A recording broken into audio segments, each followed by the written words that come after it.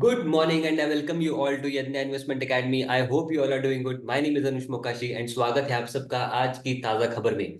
तो चलिए world economy के साथ करते हैं आज की ताज़ा खबर की शुरुआत। तो सबसे पहली news in the world economy section is about US के सीपीआई नंबर्स के बारे में।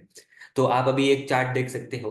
तो यहाँ पे जो मतलब ये चार्ट है अबाउट यूएस के इन्फ्लेशन डेटा के बारे में। तो फ्रॉम Jan 21 से लेके Jan 24 तक एंड स्पेशली मार्च तक का March 24 तक का ये चार्ट है। तो ऑल आइटम्स इंक्लूसिव अगर हम इनका नंबर देखें तो वो आया है at 3.5%। Where excluding food and energy अगर हम देखें तो वो आया है 3.8%। एंड सो ओवरऑल मार्च में जो नंबर आया दैट इज एट 3.5% पे इनका सीपीआई इन्फ्लेशन नंबर आया है। एंड अगर हम इसको कंपेयर करें फरवरी के नंबर के साथ तो वो था 3.2%। तो यहाँ पे इनका इन्फ्लेशन नंबर बढ़ा है बाय रफली 0.3%। एंड यहाँ पे जो एस्टिमेट थे स्ट्रीट के तो एक्सपेक्टेड था 3.4% पे। सो एस्टिमेट से भी ज्यादा ये नंबर आया है।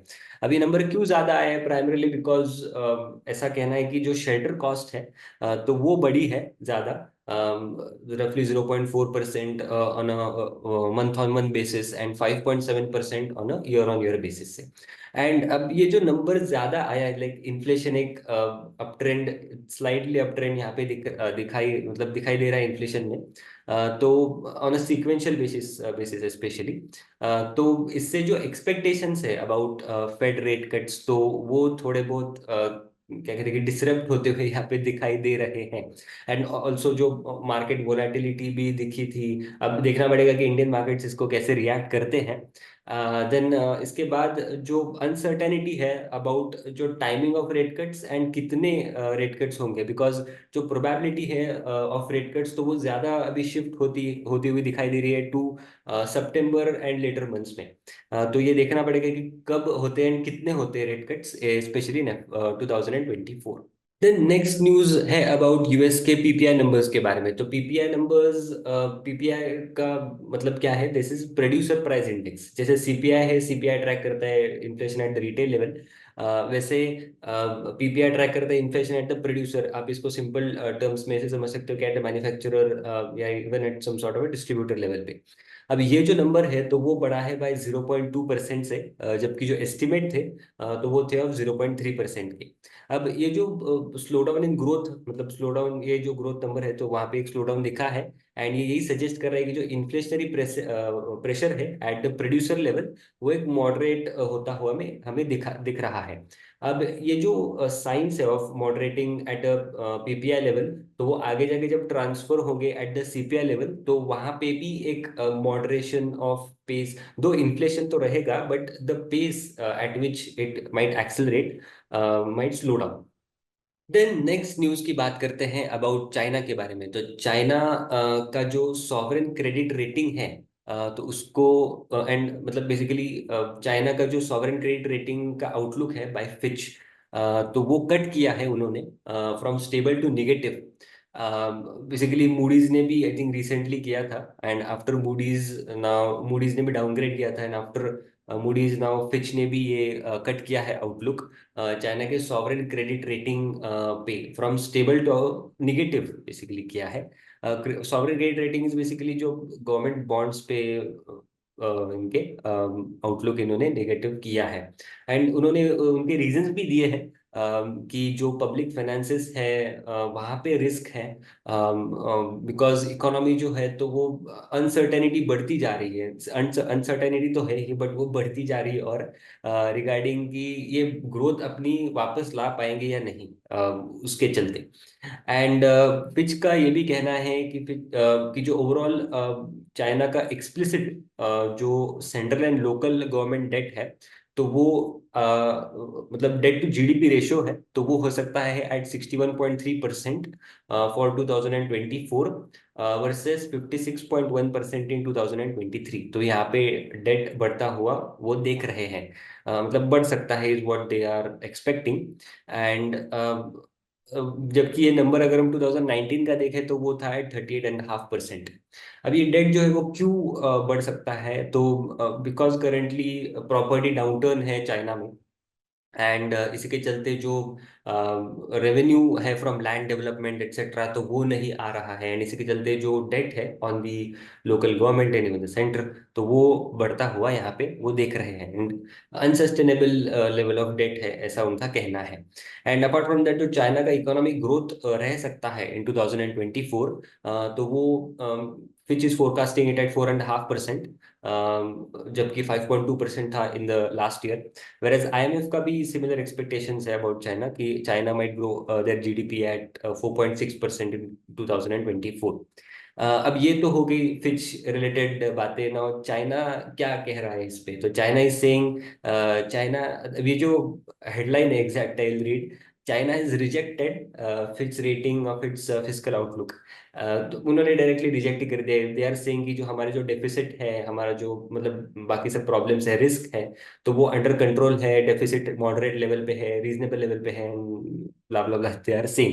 बट देखना पड़ेगा आगे जाके कि 2024 में कौन सही होता है, इज इट फिच और is it China.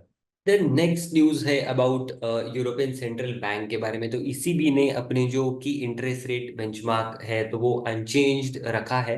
And they are waiting for confirmation की जो ये इन्फ्लेशन घट रहा है, तो वो फर्मली उनके अंडर कंट्रोल में रहे, एंड ये कंट्रोल में रहकर with in the target range भी आए।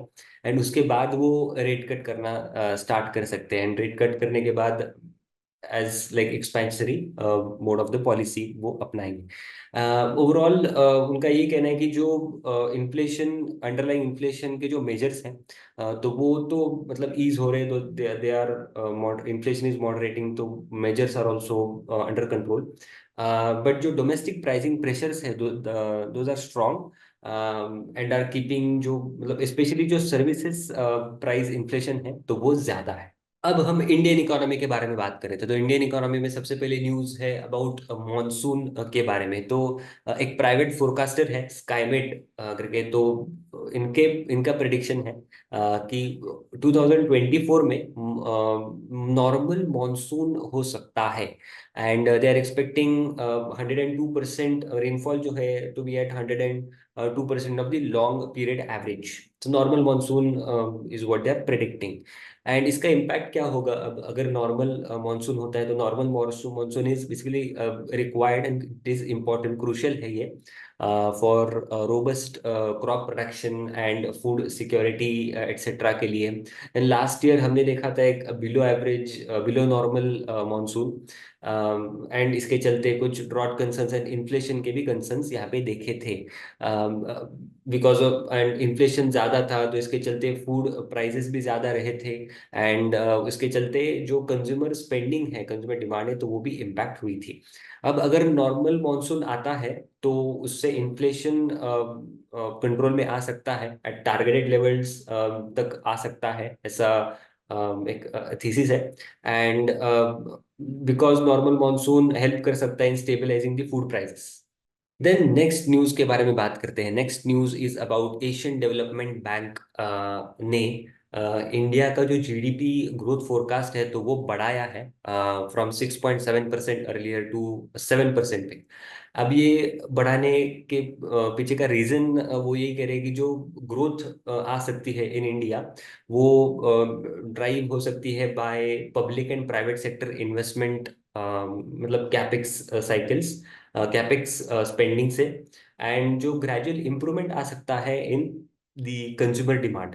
अब FY 24 में अगर हम देखें, बिंग प्री इलेक्शन ईयर, तो ज्यादा जो ग्रोथ आई है इन द जीडीपी, तो वो आई है from the government side, government spending के साइड से। वेराज जो कंजम्पशन की जो ग्रोथ थी तो that was in single digits, lower single digits हम कह सकते हैं। अब जैसे जैसे ये इन्फ्लेशन कम होगा एंड जैसे आरबीआई भी रेट कट्स करेगा तो कंजम्पशन ग्रोथ ज्यादा आ सकती है। इसी के चलते जो ग्रेजुअल इंप्रूवमेंट ये कह रहे हैं इन कंज्यूमर डिमांड, तो वहां से भी ग्रोथ आ सकती है। Then again as I said की जो मॉनेटरी पॉलिसी है उनका भी यही कहना है कि जो मॉनेटरी पॉलिसी है तो वो भी सपोर्टिव रह सकती है जैसे इन्फ्लेशन कंट्रोल में आता है। एंड जो फिस्कल पॉलिसी है उनका यहाँ पे कहना है कि जो मतलब यहाँ पे कंसोलिडेशन आ सकता है, स्टैग्नेंसी आ सकती है इन स्पेंडिंग्स, बट सपोर्टिव रहेगी ये भी policy for from the perspective of capital investments. Then next news के बारे में बात करें तो next news is about equity mutual fund inflows जो है तो वो डिक्लाइन हुए हैं by 16% in March, and debt fund से भी आउटफ्लो दिखा है ऑफ रफली 1.98 लाख करोड़ रुपीस का। अब पहले इक्विटी कैटेगरी के बारे में बात कर लेते हैं। तो इक्विटी कैटेगरी में 16% का डिक्लाइन दिखा है इन मार्च मंथ के इनफ्लोज में, बिकॉज इन्वेस्टर्स जो है तो those have they have pulled out money out of small cap schemes for the first time in last 2.5 years। Then जो इनफ्लोज है तो इनफ्लोज का ऐसा नहीं कि इनफ्लोज आए नहीं है, बट इनफ्लोज का जो नंबर है तो वो गिरा है। अब फेब्रुवरी के इनफ्लोज की अगर हम बात करते हैं इक्विटी कैटेगरी में तो वो थे 26,865 करोड़ रुपीस, एंड मार्च में जो इन्फ्लोज आए they are at 22,633 crore rupees. तो यहाँ पे एक 16% का ड्रॉप दिखा है। वेरएज अगर हम टोटल मतलब इक्विटी कैटेगरी का FY24 का टोटल नंबर देखें इनफ्लोज का तो वो है at 1.84 lakh crore rupees.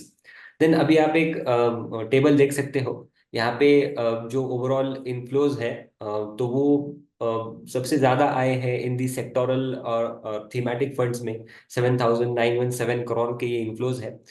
Then small cap funds से आउटफ्लो हुआ है रफली 94 करोड़ रुपीस का। एंड अगेन जो इनफ्लोज आ रहे हैं तो वो ज्यादा आ रहे हैं in the large cap fund and large and mid cap category fund. तो एक शिफ्ट यहाँ पे ये भी दिख रहा है टुवर्ड्स लार्ज कैप कैटेगरीज।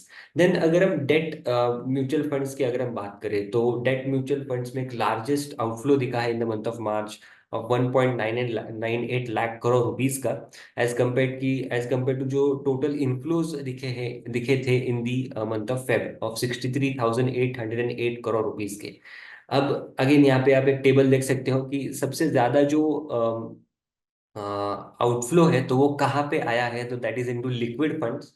तो रफली 1.58 lakh crore rupees, that is 1,57,970 crore rupees का ये आउटफ्लो यहाँ पे दिखा है into the liquid funds. Whereas जो लॉन्ग ड्यूरेशन बॉन्ड्स है तो वहाँ पे एक छोटा एडिशन दिखा है ऑफ 772 करोड़ रुपीस। अब हम बढ़ते हैं अपने स्टॉक स्पेसिफिक सेक्शन की तरफ। तो स्टॉक स्पेसिफिक सेक्शन में the only news I have is metropolis health care के बारे में। तो इनका Q4 का अपडेट आया है and update is pretty decent. Overall जो इनका रेवेन्यू ग्रोथ है तो वो है 10% का, एंड जो कोर बिजनेस रेवेन्यू ग्रोथ रहा है दैट इज एट 15%, जहाँ पे बेसिकली स्पेशलाइज टेस्ट इंक्लूड होते हैं जैसे कैंसर रिलेटेड वगैरह। तो वहाँ पे 15% का इनका ग्रोथ आया है। वॉल्यूम ग्रोथ आया है 8% का, and revenue per patient growth that is at 7%। Whereas एक सिग्निफिकेंट माइलस्टोन इन्होंने अचीव किया है यहाँ पे। They have repaid their debt in during this quarter, and they have achieved debt free status during the quarter. Then apart from that, today is 12th, so result season चालू होगा आज से। I think TCS का result है आज। तो देखना पड़ेगा कि FY25 की क्या कमेंट्री आती है, क्या गाइडेंस आता है आगे, IT स्पेंडिंग कैसी है, and not only related to IT but other companies also. बाकी FY25 एंड आगे क्या प्लान्स रहते हैं ओवरऑल बाकी कंपनीज के। So this was it. I hope आपको आज की ताज़ा खबर अच्छी लगी होगी। ऐसे और वीडियोस के लिए हमारे चैनल पे बने रहिए। वीडियो को लाइक करना, शेयर करना और चैनल को सब्सक्राइब करना मत भूलना। मिलते हैं अगले वीडियो में। Thank you so much.